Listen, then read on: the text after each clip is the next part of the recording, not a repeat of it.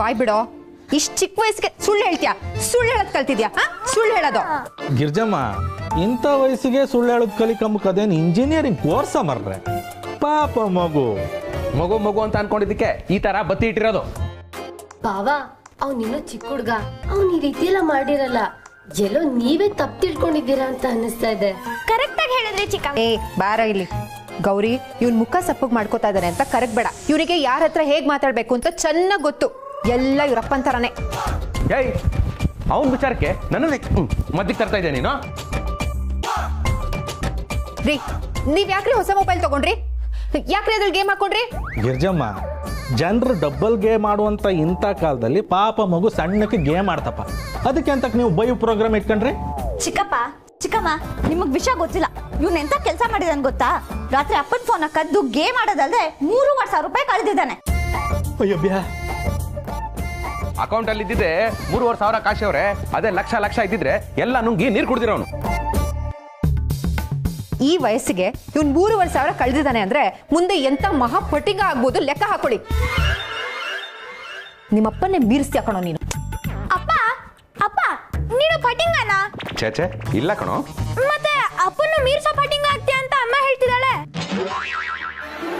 ಗಿರಿ ಗಿರಿ, ನಾನು ಪಟಿಂಗನ? ರೀ ಅಪಾರ್ಥ ಮಾಡ್ಕೋಬೇಡ್ರಿ. ನೋಡಿ, ಇವನು ಮಾತ್ ಮರ್ಸೋದಕ್ಕೆ ಹೀಗೆಲ್ಲ ಮಾತಾಡ್ತಾ ಇದ್ದಾನೆ. ಎಲ್ಲ ಆಗಿದ್ದು ನಿಮ್ಮ ಮೊಬೈಲಿಂದಾನೆ. ಅಯ್ಯ, ಹೋಗಿ ಬಂದು ನನ್ನ ಮೊಬೈಲ್ ಬಗ್ಗೆ ಯಾಕೆ ಹೇಳ್ತೀಯ ನೀನು? ಕಾಶಿ ಅವರೇ, ಮೊನ್ನೆ ಕರೆಂಟ್ ಹೋಗಿತ್ತು, ನಾನು ಮೊಬೈಲ್ ನೋಡ್ಕೊಂಡು ಕೂತಿದ್ದೆ. ನೋಡಿ, ನೀವು ಮೊಬೈಲ್ ನೋಡ್ತಾ ಇರೋದಕ್ಕೆ ಕರೆಂಟ್ ಹೋಗಿದ್ದು ಅಂತ ಹೇಳ್ತಾಳೆ. ಸಂಕಷ್ಟ ಚತುರ್ಥಿ ದಿವಸ ಚಂದ್ರ ಲೇಟ್ ಆಗಿ ಬಂದ, ಮೊಬೈಲ್ ನೋಡ್ಕೊಂಡು ಕೂತಿರಿ, ಬಂದಿರೋ ಚಂದ್ರನು ಮುಳುಗೋಗ್ತಾನೆ ಅಂತ ಹೇಳ್ತಾಳೆ. ಗಿರಿ ಗಿರಿ, ನನ್ನ ಮೊಬೈಲ್ ಬಗ್ಗೆ ನಿನಗೆ ಯಾಕೆ ಇಷ್ಟೊಂದು ಬರೀ? ಯಾಕೆ ಅಂದ್ರೆ ಆ ಮೊಬೈಲ್ ಬಂದಾಗ್ಲಿಂದ ನೀವು ನನ್ನ ಹತ್ರ ಸರಿಯಾಗಿ ಮಾತಾಡ್ತಾ ಇಲ್ಲ, ನನಗೆ ಟೈಮ್ ಕೊಡ್ತಾ ಇಲ್ಲ. ಆಹಾ ಗಿರಿ, ಎಂಥ ಮಾತು ಹೇಳ್ಬಿಟ್ಟೆ. ಆಫೀಸ್ ಬಿಟ್ಟ ತಕ್ಷಣ ಡೈರೆಕ್ಟ್ ಆಗಿ ಮನೆಗೆ ಬರ್ತೀನಿ, ನಿನ್ ಜೊತೆಲೇ ಕೂತ್ಕೊಂಡು ಊಟ ಮಾಡ್ತೀನಿ, ರಾತ್ರಿಯಿಂದ ಬೆಳಗ್ಗೆವರೆಗೂ ನಿನ್ ಪಕ್ಕದಲ್ಲೇ ಮಲಗಿರ್ತೀನಿ ಅಂತ ನನ್ನ ಬಗ್ಗೆ ಎಂಥ ಮಾತು ಹೇಳ್ಬಿಟ್ಟೆ ಗಿರಿ. Vishalakshi, Vishalakshi, excuse me. ಎಂಥ ಸೊಸೆನ್ ತಂದ್ಬಿಟ್ಟೆ ವಿಶಾಲಾಕ್ಷಿ. ಯಾವ ಆಂಗಲ್ ಇಂದ ನೋಡಿದ್ರು ಮುತ್ತು ಮುತ್ತು.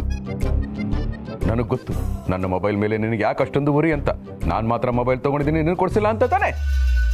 ಡೋಂಟ್ ವರಿ, ಬೋನಸ್ ಬರಲಿ, ನಿನಗೂ ಒಂದು ಕೊಡಿಸ್ಬಿಡ್ತೀನಿ. ಈಗ ಆಫೀಸಿಗೆ ಲೇಟ್ ಆಯ್ತು, ಬರ್ತೀನಿ. ಲೋ ನನ್ನ ಮಗನೇ, 3,500 ರೂಪೀಸು ನಿನ್ನ ಅಕೌಂಟಲ್ಲಿ ಬರ್ದಿದ್ದೀನಿ. ನೀನು ದೊಡ್ಡವನಾಗಿ ಕೆಲ್ಸಕ್ಕೆ ಸೇರ್ಕೊಂಡ್ಮೇಲೆ ಬರೋ ಫಸ್ಟ್ ಸಂಬಳದಲ್ಲಿ ಆ ದುಡ್ಡನ್ನ ನಾನು ಕೊಡ್ಬಿಡ್ಬೇಕು. ಅಲ್ಲಿವರೆಗೂ ಮೊಬೈಲ್ನ ಮುಟ್ಟೋ ಹಾಗಿಲ್ಲ. ಒಂದ್ ವೇಳೆ ಮುಟ್ಟಿದ್ರು ಪ್ರಯೋಜನ ಇಲ್ಲ, because I change the password. ಬಾಯ್.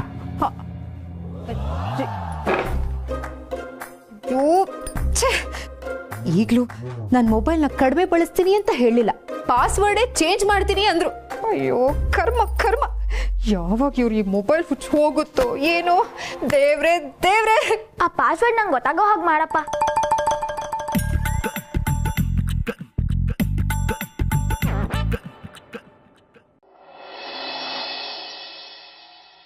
ಇಷ್ಟಕ್ಕೆಲ್ಲ ಯಾಕಮ್ಮ ಬೇಜಾರಾಗ್ತೀಯಾ? ಬೇಜಾರಾಗದೆ ಇರುತ್ತಾ ಮಾವ? ಇವ್ರು ನನಗೆ ಟೈಮೇ ಕೊಡ್ತಾ ಇಲ್ಲ. ಕೂತ್ರು ಫೋನು, ನಿಂತ್ರು ಫೋನು. ಅಲ್ಲಮ್ಮ, ಗಂಡಂದ್ರು ತಿಂಗಳಿಗೆ ಸಂಬಳ ಕೊಟ್ರೆ ಸಾಕು ಅನ್ನೋ ಈ ಕಾಲದಲ್ಲಿ ನೀನ್ ಟೈಮ್ ಬೇರೆ ಕೇಳ್ತಿದ್ಯಲ್ಲಮ್ಮ. ಮಾವ, ನನಗೆ ಹಣನೂ ಬೇಡ, ಆಸ್ತಿನೂ ಬೇಡ. ಹಾಗಂತ ಅದಕ್ಕೆಲ್ಲ ವ್ಯಾಲ್ಯೂ ಇಲ್ಲ ಅಂತ ಅಲ್ಲ. ಆದ್ರೆ ಪ್ರತಿದಿನ ರಾತ್ರಿ ಮಲ್ಗೋಕ್ಕೂ ಮುಂಚೆ ಗಿರಿ ಆಫೀಸಲ್ಲಿ ಹಾಗಾಯ್ತು ಗಿರಿ, ಹೀಗಾಯ್ತು ಗಿರಿ ಅಂತ ಅವ್ರು ಹೇಳ್ತಿದ್ರು. ನಾನು ಅಷ್ಟೇ, ಮನೇಲಿ ಹೀಗಾಯ್ತು, ಅಕ್ಕಪಕ್ಕದಲ್ಲೆಲ್ಲ ಏನಾಯ್ತು ಗೊತ್ತಾ ಅಂತೆಲ್ಲ ಒಬ್ರಿಗೊಬ್ರು ಮಾತಾಡ್ಕೊಂಡು ಅನ್ಯೋನ್ಯವಾಗಿದ್ವಿ. ಆದ್ರೆ ನಮ್ಮಿಬ್ರು ಮಧ್ಯ ಎರಡನೇ ಹೆಂಡತಿ ತರ ಈ ಹಾಳ ಸ್ಮಾರ್ಟ್ ಫೋನ್ ಬಂದ್ಬಿಟ್ಟಿದೆ. ಅಕ್ಕ, ಸ್ಮಾರ್ಟ್ ಫೋನು ಹೆಣ್ಣೋ ಗಂಡೋ ಅಂತ ಗೊತ್ತಿಲ್ಲದೆ ಅದೆಂಗೆ ಹೆಂಡತಿ ಅಂತ ಹೇಳ್ತೀಯಾ? ಓ ಗೌರಿ ಗೌರಿ, ಕನ್ಫ್ಯೂಸ್ ಆಗಿ ಕಂಗೆಟ್ ಕೂತಿರೋ ಟೈಮಲ್ಲಿ ಈ ಕರೆಕ್ಷನ್ಸ್ ಎಲ್ಲ ಬೇಕಾ?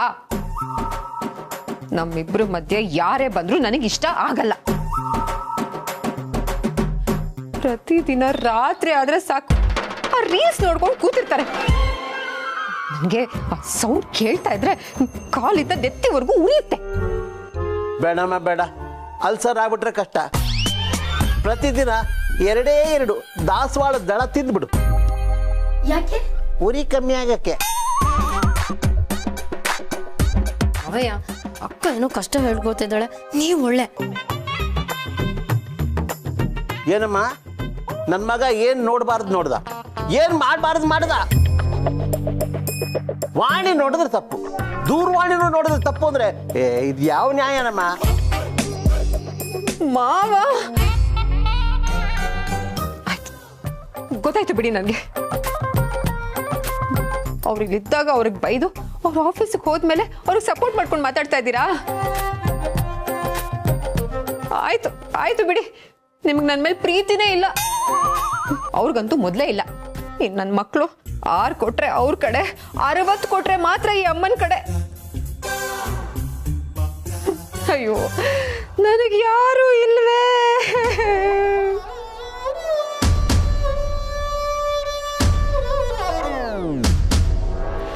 ಗೌರಿ, ಮಾತ್ಗಾದ್ರೂ ನಾನು ಇದೀನಿ ಅಂತ ಹೇಳ್ಬೇಕು ತಾನೆ ನೀನು? ಹಾ, ನಾನು ಇದ್ದೀನಿ. ಅದನ್ನು ಫೋನ್ ನೋಡ್ಕೊಂಡೆ ಹೇಳ್ತೀಯಲ್ಲೇ. ಆಯ್ತು ಬಿಡು, ಆಯ್ತು. ನನಗೆ ಯಾರು ದಿಕ್ಕಿಲ್ಲ, ನನಗೆ ನಾನೇ ದಿಕ್ಕು ಅಷ್ಟೇ. ಅಕ್ಕ, ನನ್ ಬಾವ ಹಾಕಿರೋ ಸ್ಟೇಟಸ್ ನೋಡ್ತಾ ಇದ್ದೀನಿ. ಏನು, ನನ್ನ ಮಗ ಸೇಲ್ಸ್ ಮ್ಯಾನ್ ಕೆಲಸ ಬಿಟ್ಬಿಟ್ಟು ಸ್ಟೋರಿ ಬೇರೆ ಬರೀತಾನ? ಎಲ್ಲಿ, ನಾನು ನೋಡ್ತೀನಿ. ಅಯ್ಯೋ, ಸ್ಟೋರಿ ಅಂದ್ರೆ ನಾವ್ ಏನ್ ಮಾಡ್ತೀವಿ, ಏನ್ ತಿಂತ ಇದೀವಿ, ಎಲ್ಲಿದ್ದೀವಿ, ನಮ್ಮ ಮನ್ಸಿಗೆ ಏನ್ ಅನ್ಸುತ್ತೋ ಅದನ್ನ ಮೊಬೈಲಲ್ಲಿ ಹಾಕಕ್ಕಿರೋ ಒಂದು ಆಪ್ಷನ್. ಜೀರಿ, ಓದ್ತೀನಿ. ನಾನು ಎಲ್ಲರನ್ನೂ ನನ್ನವರೆಂದು ತಿಳಿದಿರುವೆ, ಆದರೆ ಅವರು ನನ್ನ ಹಾಗೆ ಯೋಚಿಸುತ್ತಾರೆ ಎಂದು ಭಾವಿಸುವುದು ನನ್ನ ತಪ್ಪು. ಆಕಾಶದಲ್ಲಿ ನಕ್ಷತ್ರಗಳು ಎಷ್ಟೇ ಇದ್ದರೂ ಚಂದ್ರನು ಒಂಟಿಯಾಗೇ ಇರುತ್ತಾನೆ. ಓ ಪಾಪ, ಭಾವ ಎಷ್ಟು ನೊಂದ್ಕೊಂಡಿದ್ದಾರೆ. ಇಲ್ಲಮ್ಮ, ನಾನು ನೋಡ್ತೀನಿ, ಕೊಡಿಲಿ. ನನಗೆ ನಾಟಕ ಆಡೋನ್ ಕಂಡ್ರೆ ಆಗಲ್ಲ. ಕೋಪ ಬಂದ್ರೆ ರೇಗಾಡ್ತೀನಿ, ಇಷ್ಟ ಬಂದ್ರೆ ನಗ್ತೀನಿ. ದ್ವೇಷ ತುಂಬಿಕೊಂಡು ತುಟಿ ಮೇಲೆ ಸಿಹಿ ಮಾತಾಡ್ಕೊಂಡು ನಟನೆ ಮಾಡಕ್ ಬರಲ್ಲ. ಅಯ್ಯೋ ಶಿವು, ಶಿವು, ಎಂತ ಮನಸ್ಸಪ್ಪ ನಿಂದು. ಮಾವ ಕೊಡಿಲಿ. ತಗೊಳಮ್ಮ. ಬದುಕು ಕ್ರಿಕೆಟ್ ಇದ್ದಂತೆ. ಸುತ್ತಲೂ ನಿಂತವರು ನಮ್ಮವರಂತೆಯೇ ಕಂಡರೂ ನಮ್ಮ ಸೋಲಿಗಾಗಿಯೇ ಕಾದು ಕುಳಿತಿರುತ್ತಾರೆ.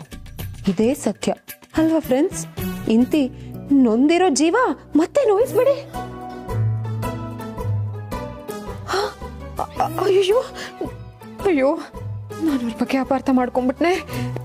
ಪಾಪ, ಅವ್ರು ಎಷ್ಟು ನೋವಲ್ಲಿದ್ದಾರೆ ಅಂತ ಅವ್ರು ಹಾಕಿರೋ ವಾಟ್ಸಪ್ ಸ್ಟೇಟಸಲ್ಲಿ ಗೊತ್ತಾಯ್ತು ನನಗೆ. ಚೆ, ಪಾಪ, ಮೊದಲು ಅವ್ರಿಗೆ ಫೋನ್ ಮಾಡಿ ಕ್ಷಮೆ ಕೇಳಿ ಅವ್ರಿಗೆ ಸಮಾಧಾನ ಮಾಡ್ತೀನಿ. ಹಾಂ ಹಾಂ.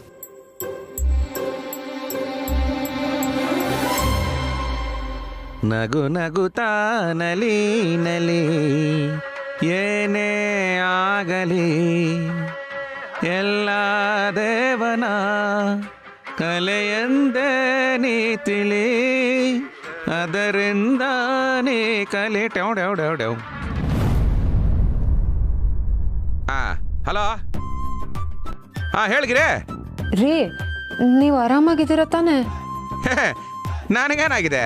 ಬೆಂಕಿ ಬಿರುಗಾಳಿ ತಂಪು ತಂಗಾಳಿ ತರ ಸೂಪರ್ ಆಗಿ ಸಾಕತ್ತಾಗಿದ್ದೀನಿ. ಯಾಕೆ, ಏನಾಯ್ತು?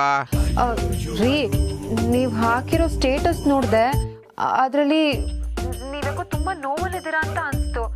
ಅದೇನೋ ನೊಂದಿರೋ ಜೀವ ಮತ್ತೆ ನೋಯಿಸ್ಬೇಡಿ ಅಂತೆಲ್ಲ ಸ್ಟೇಟಸ್ ಹಾಕೊಂಡಿದ್ದೀರಾ, ಏನಾಯ್ತ್ರಿ?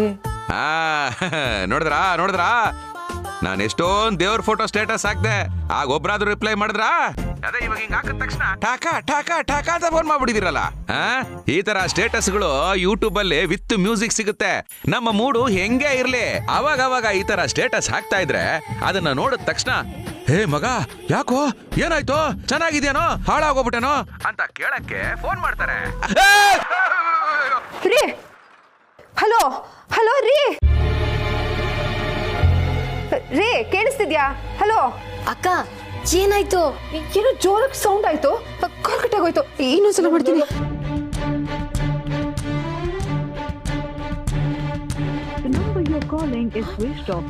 ಅಯ್ಯೋ ದೇವ್ರೆ, ಮಾವ ಸ್ವಿಚ್ ಆಫ್ ಅಂತ ಬರ್ತಿದೆ. ಅಯ್ಯೋ, ಅಲ್ಲಿ ಏನಾಯ್ತಪ್ಪ? ನಂಗೆ ಯಾಕೋ ತುಂಬಾ ಭಯ ಆಗ್ತಿದೆ. ನೀ ಧೈರ್ಯವಾಗಿರಮ್ಮ, ಧೈರ್ಯವಾಗಿರು. ಅಯ್ಯೋ ದೇವ್ರೆ, ನನ್ನ ಮಗನಿಗೆ ಏನು ಆಗದಿದ್ರೆ ಸಾಕಪ್ಪ.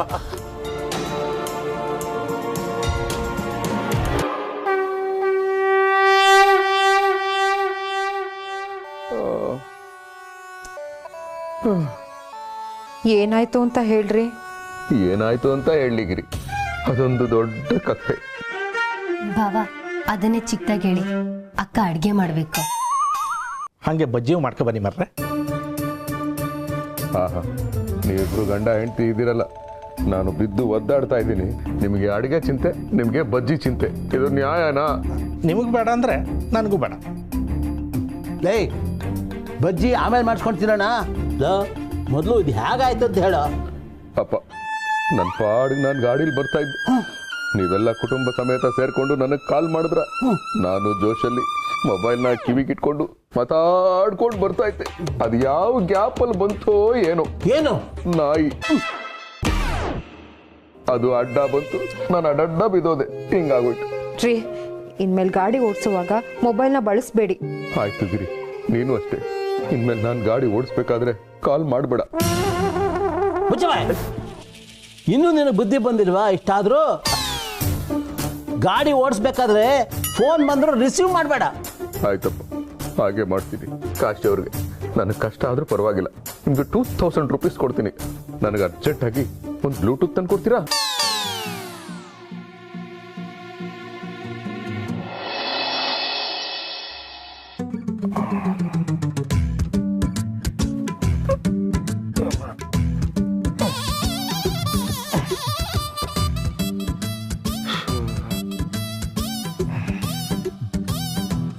ಅಯ್ಯೋ,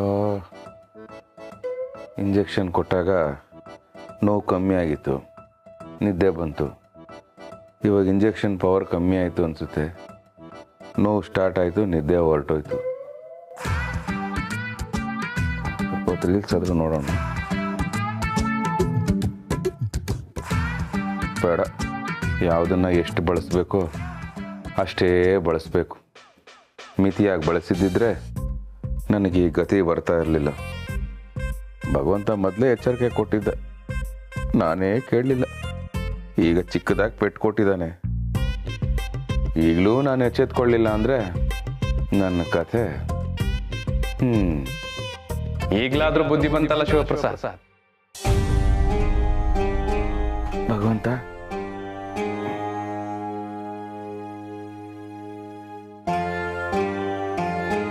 ಹೌದು ಭಗವಂತ, ನೀನು ಹೇಳಿದಾಗ ನಾನು ಕೇಳಲಿಲ್ಲ. ಅವಶ್ಯಕತೆಗಿಂತ ಹೆಚ್ಚಾಗಿ ಸ್ವಲ್ಪ ಓವರಾಗೆ ಮೊಬೈಲ್ನ ಯೂಸ್ ಮಾಡಿಬಿಟ್ಟೆ. ಅದಕ್ಕೀಗ ಶಿಕ್ಷೆನೂ ಅನುಭವಿಸ್ತಾ ಇದ್ದೀನಿ. ತಪ್ಪಾಯಿತು ಭಗವಂತ. ಅತಿಯಾದ್ರೆ ಅಮೃತನೂ ವಿಷ ಅಂತ ನಾನು ನಿನ್ಗೆ ಅವತ್ತೇ ಹೇಳಿದ್ದೆ ಶಿವಪ್ರಸಾದ್. ನೀನು ನನ್ನ ಮಾತು ಕೇಳಿಲ್ಲ. ಅಂತ್ಯಕ್ಕೂ ಮೊದಲು ಬುದ್ಧಿ ಬಂತಲ್ಲ, ಒಳ್ಳೇದಾಯ್ತು. ಹೌದು ಭಗವಂತ, ಕೆಟ್ಟ ಮೇಲೆ ಬುದ್ಧಿ ಬಂದು ಅಂತ ಹೇಳ್ತಾರಲ್ಲ, ಆ ಮಾತು ನನ್ನ ವಿಷಯದಲ್ಲಿ ನಿಜ ಆಗೋಯ್ತು. ಬುದ್ಧಿವಂತಿಗೆನೂ ಅಷ್ಟೇ ಶಿವಪ್ರಸಾದ್. ಅತಿಯಾದ್ರೆ ಅದು ವಿಷಾನೇ. ಮನುಷ್ಯ ಎಲ್ಲಾ ಪ್ರಾಣಿಗಳಿಗಿಂತ ಬುದ್ಧಿವಂತ. ಆದ್ರೆ ಅವನ ಅತಿ ಬುದ್ಧಿವಂತಿಕೆಯಿಂದ ತನ್ನನ್ನ ತಾನು ವಿನಾಶ ಮಾಡ್ಕೊತಿದ್ದಾನೆ. ಅಷ್ಟೇ ಅಲ್ಲ, ಸೃಷ್ಟಿಯ ವಿನಾಶಕ್ಕೂ ಕೈ ಹಾಕಿದ್ದಾನೆ. ನೀನು ಹೇಳ್ತಿರೋದೆಲ್ಲ ನಿಜ, ಎಲ್ಲವನ್ನೂ ಒಪ್ಕೊಳ್ತೀನಿ. ಆದರೆ ನನಗೊಂದು ಡೌಟ್. ಅಲ್ಲ ಭಗವಂತ, ಮನುಷ್ಯ ತಂತ್ರಜ್ಞಾನ ಬಳಸ್ಕೊಂಡು ಇವತ್ತು ಚಂದ್ರನ ಮೇಲೆ ಕಾಲಿಟ್ಟಿದ್ದಾನೆ, ಮಂಗಳ ಗ್ರಹದ ಅಂಗಳಕ್ಕೂ ಇಳಿದಿದ್ದಾನೆ, ಕೋಟ್ಯಾಂತರ ಕಿಲೋಮೀಟರ್ ದೂರದಲ್ಲಿರೋ ನಕ್ಷತ್ರಗಳನ್ನೂ ಕಂಡುಹಿಡಿದಿದ್ದಾನೆ. ಇದಕ್ಕೇನು ಹೇಳ್ತೀಯಾ?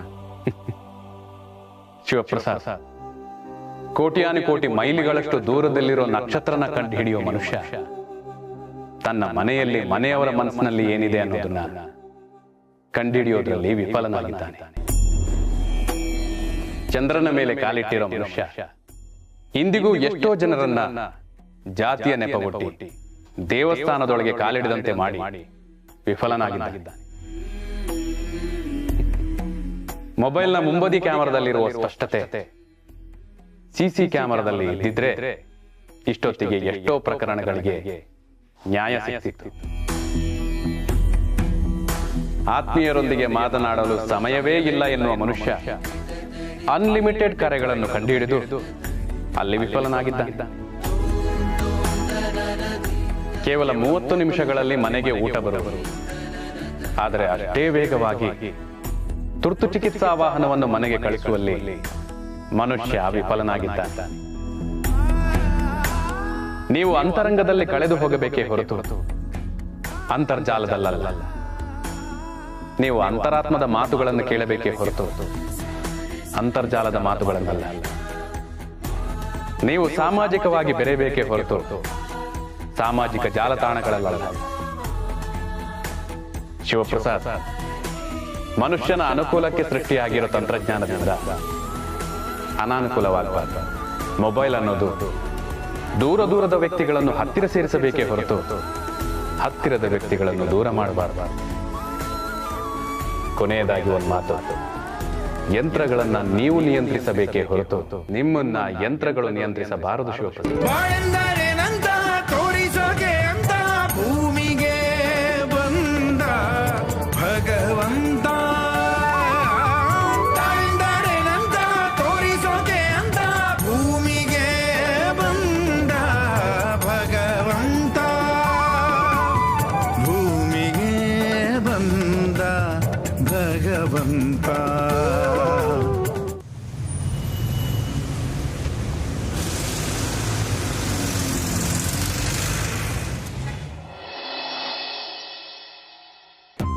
ಬಾಸ್ಕೆ, ಆ ಬಜೆಟ್ ಫೈಲ್ದು ಅರ್ಜೆಂಟ್ ಮೇಲ್ ಮಾಡು. ಒಂಚೂರು ನಂದು ಕ್ರಾಶ್ ಆದಂಗಿದೆ.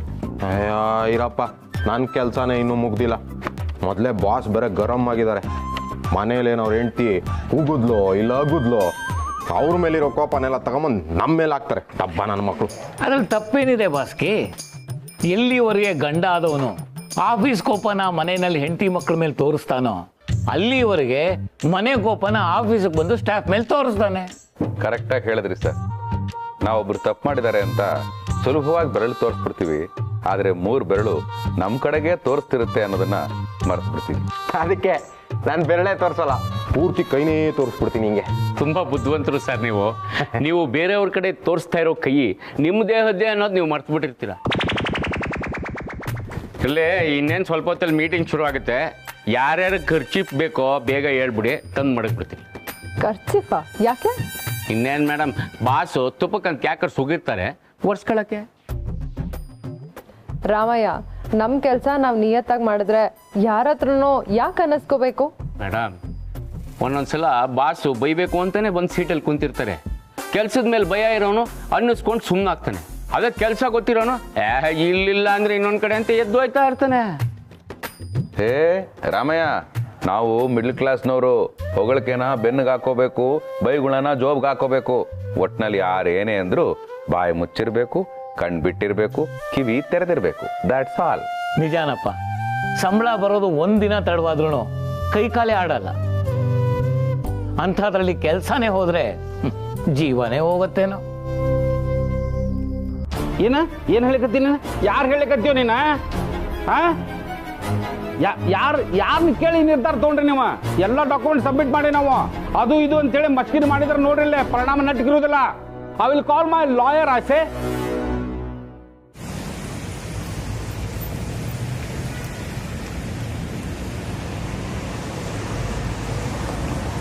ನಮ್ಮಪ್ಪ ಈ ಕಂಪನಿ ಮೇಲೆ ಪ್ರಾಣನ ಇಟ್ಕೊಂಡಾನ. ಕಂಪ್ನಿ ಲಾಸ್ ಇದ್ರು ನಡ್ಸ್ಲಿಕ್ಕತ್ತೀವಿ. ಯಾಕೆ ನಡ್ಸ್ಲಿಕ್ಕತ್ತೀವಿ? ನಮ್ಮ ಅಪ್ಪನ ಸಲುವಾಗಿ ರೀ. ಏನು ಈ ಕಂಪನಿ ನಿಮ್ಮ ಅಪ್ಪನ ಮಾಡಿ ನೀನು? ನಮ್ಮಪ್ಪ ಹಗಲು ರಾತ್ರಿ ಕಷ್ಟಪಟ್ಟು ಕಟ್ಟಿದ ಕಂಪನಿ ಇದೆ. ಏನಕ್ಕೆ ಕಂಪನಿ ಮುಚ್ಚಂತ ಹೇಳ್ತೀಯ? ಇಮೇಲ್ ಕಳ್ಸಿರ? ಆತು, ಇಮೇಲ್ ನೋಡ್ತೀನಿ. ಅದ್ರಾಗೆಲ್ಲ ಸರಿ ಇತ್ತಂತ ಅನ್ಕೋ. ಮತ್ತೆ ಹೇಳ್ತೀನಿ, ಕೋರ್ಟು ಕಚೇರಿ ಅಲ್ಲಡ ಸಾಯ್ಬೇಕು ನೀನು. ಹಂಗೆ ಮಾಡ್ತೀನಿ ನಿನಗೆ. ಇಮೇಲ್ ಕಳ್ಸ. ಇಮೇಲ್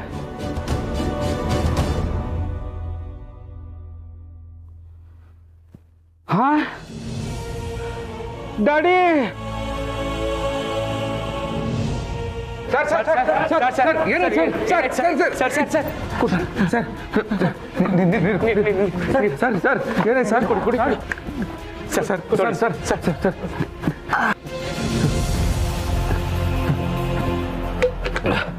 ಅರೆ okay sir. Daddy sir daddy daddy ಅವ್ರಿಗೆ ಏನಾಯ್ತು ಸರ್? ಯಾಕೆ ಸರ್ ಅಳ್ತಾ ಇದ್ದೀರಾ? ಶಿವು ಸರ್ ಸರ್ ಈ ಕಂಪ್ನಿ ಕ್ಲೋಸ್ ಮಾಡ್ಬೇಕಂತೇಳಿ ನೋಟಿಸ್ ಕಳ್ಸಾರೋ ಶಿವು.